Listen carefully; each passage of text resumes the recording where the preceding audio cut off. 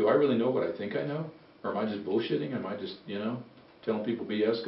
And no, we're not. But we don't always have that confidence. See what I'm saying? So I just get up here and work for God and hope it's coming out of my mouth right.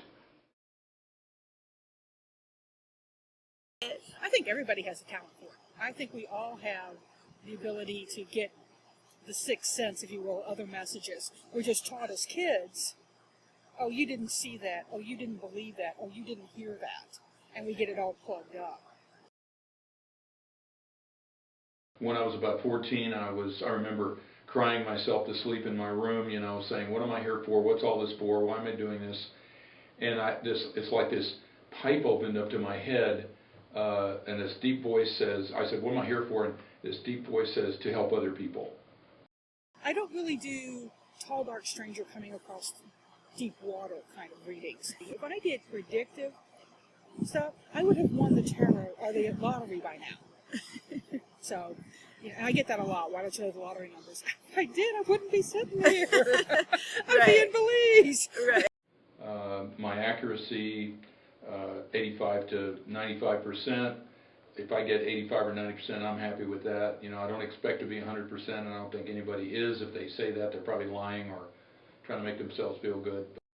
It's one of the best jobs in the world because I can help people, and I have people contact me. I had somebody write to me, and I was doing a reading for her, and Deep Past came up with a chariot reverse.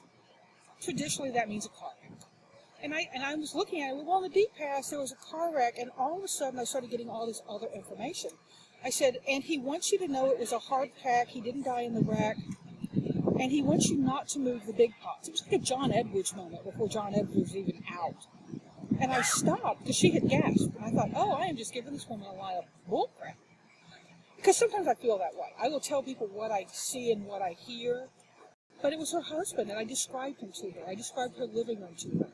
And the only message, and this is what got me, this is my first experience with it, why? If you come back from the dead, right, you come back from the other side, just talk to your loved one, why do you tell them something inane like, don't move the big pots by yourself? She had big terracotta pots, and she told me this, and she was going to move them in for the winter, and he didn't want her to hurt herself. Her husband. Yeah, and That's she said that made more sense to me than if he'd come back to say, I love you. We're here to sell hope. We're not here to just say, well, you're going to die in 3 weeks. No, that just scares people. That doesn't help. And I think that we are here on Earth, and my personal view is that in this state, this human state that I'm in, I don't have a ghost of a chance, no pun intended, of understanding why we're here, what it's all for, what God wants us to do. I just don't believe I have the slightest capacity to understand any of that. I just try to understand the mechanics and help people with the mechanics. So there's a lot of stuff that a lot of people don't believe in, and that's fine. I don't, whatever people believe in is great. But what's real to me is real to me.